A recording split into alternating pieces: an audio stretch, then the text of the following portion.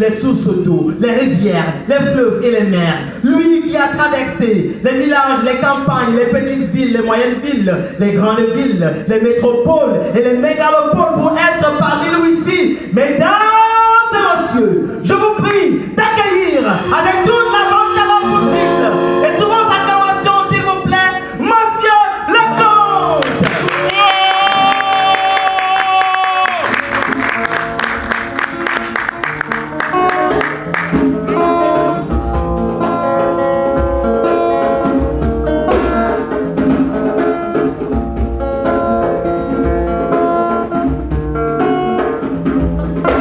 Merci, merci pour cet accueil si chaleureux. Merci, merci de m'accueillir parmi vous. Merci, c'est moi, Monsieur Lecomte. Merci pour vos youyous, vos acclamations, pour votre amour incommensurable, incontable, indescriptible. Merci, merci, merci, merci, merci, merci. Je suis un raconteur d'histoire, je traverse les villes et les montagnes. Je suis ici ce soir et je vous invite à voyager avec moi ici, là, dans mon corps, avec ces histoires qui se bousculent, me massacrent, me dévalent. Merci, merci, merci, merci pour votre accueil, pour votre amour si bon, si joyeux, si chaleureux, si magnifique. Merci, bienvenue là, dans ces histoires qui dansent, qui bougent, qui chantent, qui me massacrent, qui se balancent dans mon ventre.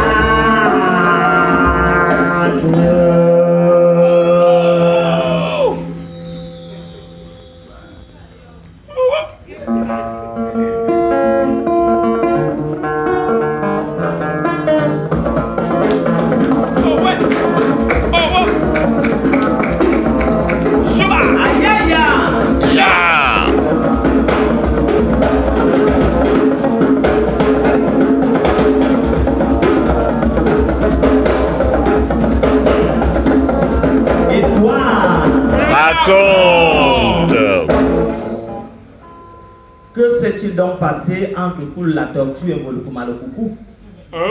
Deux bons amis qui marchaient ensemble et qui faisaient tout ensemble.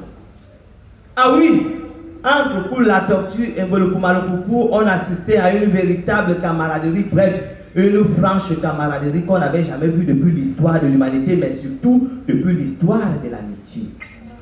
Koul la tortue et Volokuma le coucou faisaient tout ensemble. Bref, ils ont tout fait ensemble. Ils ont fait des spectacles ensemble, ils ont fait du théâtre ensemble, ils ont fait du basketball ensemble, ils ont fait du handball ensemble. Bravo, ma meuse, ouais. Alors, parmi les choses qu'ils faisaient ensemble, il y avait la chasse. Oui, c'était de très bons chasseurs, des excellents chasseurs.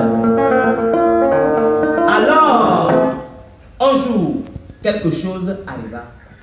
Les deux amis prirent le chemin de la forêt pour une partie de chasse comme à l'accoutumée. Et ce jour-là, la chasse était particulière, on pourrait dire fructueuse.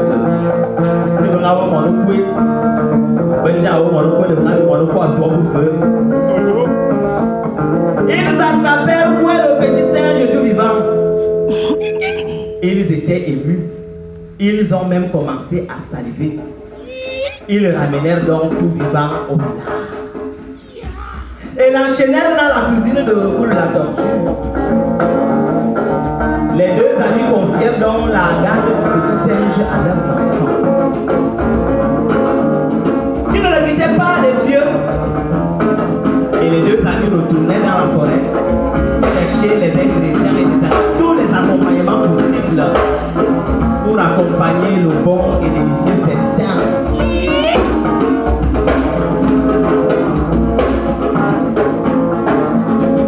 Mais ce jour-là, dans la cuisine de Koul la tortue, quelque chose arriva.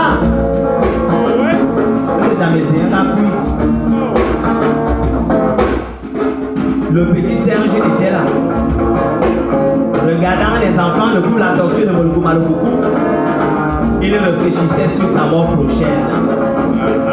C'est alors qu'il eut une idée très formidable et merveilleuse. C'est de chanter et de danser. Taliti talita. Taliti talita. Taliti talita. Taliti talita. Taliti talita. Allo. Taliti talita. Allo. Taliti talita. Kulubambo kuma bambo no bikwar bajaza o. Taliti talita. Kulubambo kuma bambo no mojwe baji asa o.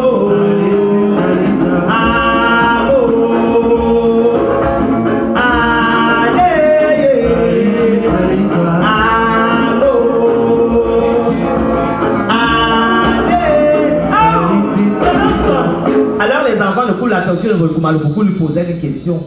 Ah, dis-nous, cher ami, comment parviens-tu à danser avec un seul pied enchaîné? Ah, je suis un danseur professionnel. J'ai fait mes premiers pas de danse dans le ventre de ma mère. Si vous essayez seulement de me détacher un seul pied, je dis bien si vous essayez seulement, vous verrez donc de quoi je suis capable. Oui, nous voulons bien te détacher un pied. Si tu t'échappes alors, alors, je ne vais pas m'échapper. Je voudrais simplement vous montrer de quoi je suis capable. Les enfants de coup la tortue de Moluku Malukuku lui détachèrent alors un pied. Et le spectacle était encore plus intéressant.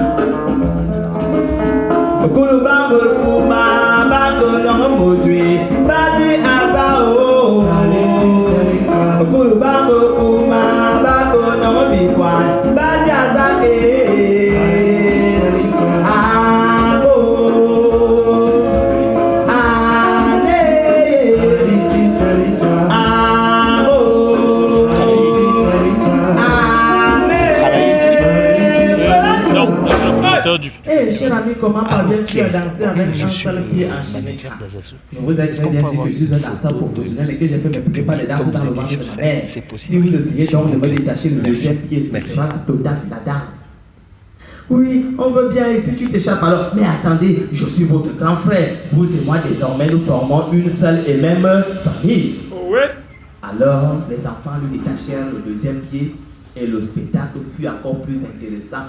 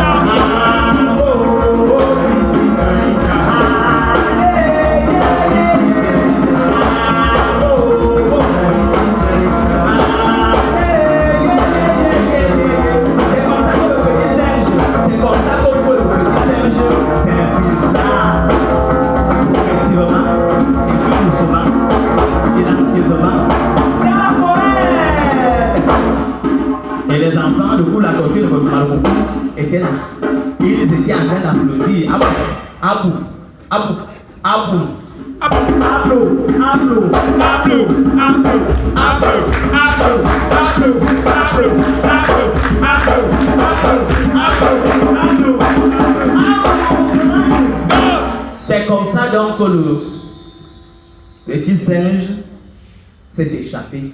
Ouais. Et c'est comme ça qu'il a retrouvé sa famille. Ah. C'est comme ça qu'il a retrouvé son père, sa mère et ses amis. Ce soir-là, lorsque mon grand-père m'a raconté cette histoire, il m'a dit: mon cher fils, lorsque nous avons un peu de moyens, il nous faut beaucoup d'imagination. Et l'imagination, mesdames et messieurs, et l'imagination pour que votre vie ne soit pas si fade, pour que vous ne soyez pas la proie des autres, pour que les autres ne vous mangent pas.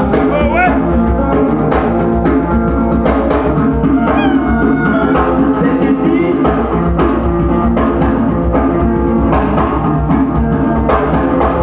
que je marque une pause pour ce premier voyage qui grandit dans mon ventre.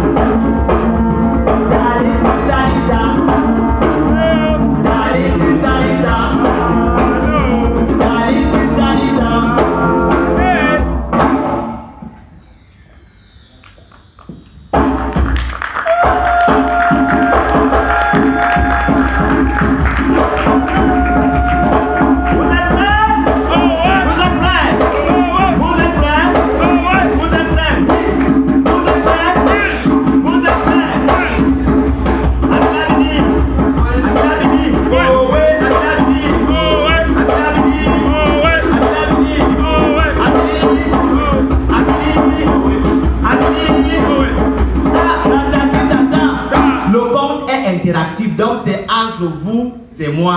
C'est encore à corps entre le compteur et le compte et entre le compteur et son auditoire. Madonna Bilabili.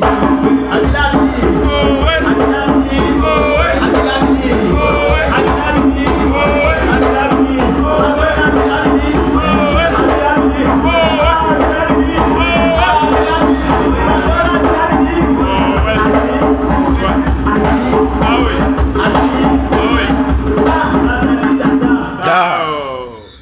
Alors, il y a très longtemps sur terre, il y avait un homme particulier. En fait, il entre dans l'histoire parce que c'était le tout premier riche de l'histoire de la terre. Il s'appelait donc Abili. C'est-à-dire celui qui avait tout. En fait, il était le premier à s'enrichir, donc à se faire beaucoup d'argent. Et puisqu'il fut le premier à se faire autant d'argent, il s'est lancé dans une folle course d'assemblage, d'emmagasinage et de regroupement de biens pour tout et pour rien. Donc Abila avait tout et il avait rien. Il avait les belles femmes, il avait les beaux enfants, il avait beaucoup d'argent, il avait beaucoup de voitures, il avait beaucoup de maisons. Et à un moment, Abila est devenu fou. Il est devenu fou au point où chaque jour il devait se rassurer d'être le seul riche sur terre. Donc, lorsqu'il avait le pressentiment ou même la rumeur qu'il y avait un riche qui sortait la tête de l'eau quelque part, il allait là-bas. Soit il te propose de tout acheter pour en rajouter dans son grenier, ou alors il te coupait la gorge. Puisqu'il avait tout, alors Abila est devenu célèbre. Il est devenu le producteur et le parodeur de tous les artistes de cette époque. Mais vous savez, tout le monde ne peut pas avoir le même succès. Il y avait donc un artiste particulier qui a écrit une chanson qui a eu un succès fou à cette époque. Et la chanson, nous la connaissons très bien. Madonna Bilabili.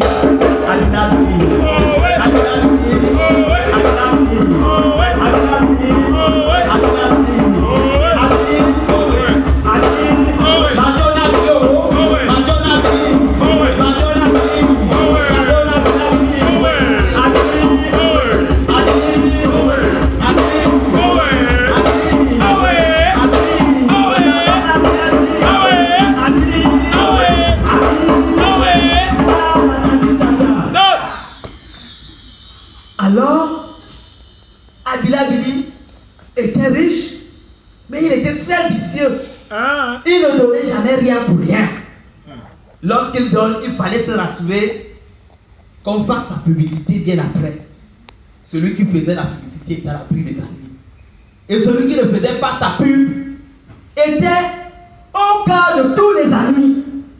Alors, les jours, les nuits, les semaines, les mois et les années sont passés à la vitesse du vent.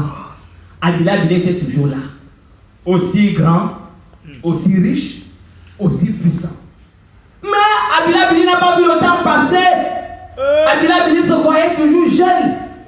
Et la mort ne le prenait pas aussitôt.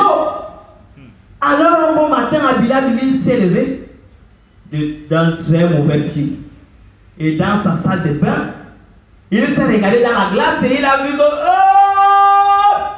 il avait déjà 1500 rides sur 3500 rides sur 4500 rides. Ah non, il a piqué une crise. Il a compris qu'il avait tout. Mais il n'avait pas tout. Il a vu que la mort était proche. Et à ce temps-là, la mort n'était pas invisible comme aujourd'hui. La mort rendait visite aux mourants le soir. La mort parlait aux gens avec respect, avec amour, avec passion. Tu mens. La mort considérait les gens. La mort n'emportait pas les gens n'importe comment. Ah bon? La mort emportait les gens avec dignité. Et la mort venait le soir pour rendre visite. Et la mort partageait bien votre repas avant de vous amener au séjour des morts. Une mort civilisée. C'est alors qu'Abila Bili décida de se lier une très grande amitié avec la mort. Il alla donc voir la mort pour lui demander l'amitié. Mais la mort n'a pas refusé, puisque la mort était comme toi, comme moi. La mort avait les pieds, la main, la tête, la mort avait tout ce que nous avons aujourd'hui. Une femme, la mort. La mort avait tout. Oui. Oh ouais. Alors, Abila Bili et la mort sont devenus de très bons amis. Ils ont aussi fait beaucoup de choses ensemble. Et le temps ne faisait que passer. Le temps ne faisait que passer. Mais la notoriété d'Abila Bili était toujours là. Amour Abila Bili, Abila Bili, Abila Bili, Abila Bili, Abila Bili,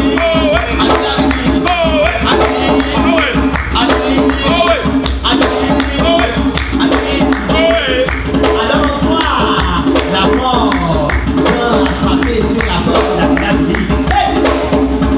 Il était venu. Abila Bili a regardé. Lorsqu'il ouvre la porte, il voit son ami, il reconnaît son ami la mort. Il prenait bien évidemment les gens à cette époque avec dignité et respect. Ce soir-là même, Abila Bili a compris que l'heure de sa mort avait sonné. Tout gentil. Il ouvre la porte à la mort qui s'installa. Tout de suite, il a bien un beaucoup. Il tua son plus gros coq et fit un grand festin à son ami la mort. Aïe! À table, la mort a mangé, croqué, mangé le poulet, jusqu'au léché le plat, tout! Alors, la mort avait le ventre plein. Et la mort eut l'envie de faire ce que vous et moi nous faisons aujourd'hui. Parce qu'en toute chose, il y a un commencement. Un commencement pour manger, il y a un commencement pour se rassasier, un commencement pour digérer, un commencement pour vidanger. Donc la mort alla au petit coin pour vidanger. Et lorsque la mort est partie au petit coin pour vidanger, Abila Bili était très sage. Parce que la mort enleva son manteau et le laissa sur la chaise. Abila Bili a commencé à fouiller la veste de la mort. Et là, il a trouvé 10 000. Non, la liste des mourants de ce soir-là. Et il a vu qu'il était en tête de liste. Mais Abila avait toujours la solution à toute chose, puisqu'il avait beaucoup d'argent. Ça veut dire qu'il avait tout. Comme le disait Feu Kennedy, que même avec mon argent, je peux faire de mon chauffeur le président des États-Unis. Aïe aïe aïe! Yeah. Alors, avec ses rides, Kabila Billy efface son nom en première position, le met en dernière position et prend le dernier nom pour le mettre au début. Et la mort revient du petit corps tout soulagé, le ventre est plat. Cher ami, je voudrais te dire merci pour ce si bon repas que tu m'as offert. Et tu m'as démontré ce soir que tu es vraiment mon ami. Mais je voudrais te dire une chose.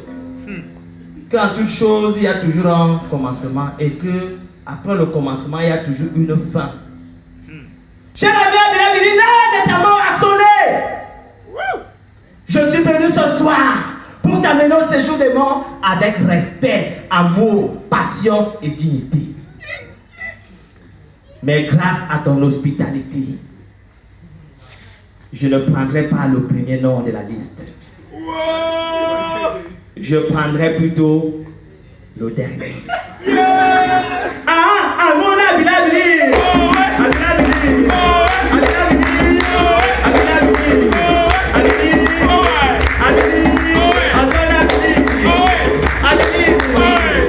Je ne donne pas la morale de l'histoire. Que c'est quand les oreilles attendent. Ce qu'on le compte raconte aux esprits. On esprit ouvert, on esprit veillé. Parce que le commencement était la parole était le mot, et le mot était la consonne, et la consonne était la moyenne, et la moyenne était le fil précédent de faire de vos oreilles que j'ai écrit la vérité. Et la vérité c'est le compte. Si vous voulez connaître la vérité, vous allez dans vos oreilles. Si vous voulez connaître la vérité, Videz vos oreilles. Écoutez les fous. Écoutez les fous. Écoutez les fous. Écoutez les fous. Écoutez les fous. Écoutez les fous. Écoutez les fous. Écoutez les fous. Écoutez les fous. Écoutez les fous.